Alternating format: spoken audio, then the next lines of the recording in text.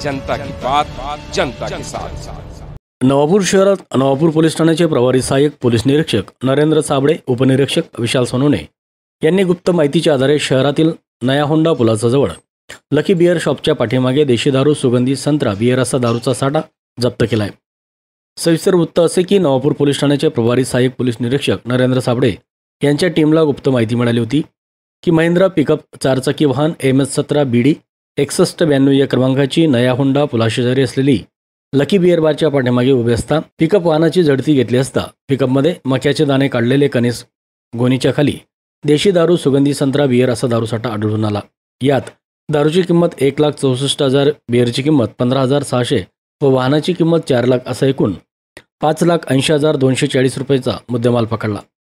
Pickup वाहन चालक आनंद सुनील गावित, वय 22, राहणार करंजी, खुर्द तालुका नवापूर यानं पोलिसांना ताब्यात घेतले असून पिकअप वाहन नवापूर पोलीस ठाण्यात आणून गुन्हा दाखल करण्यात आला।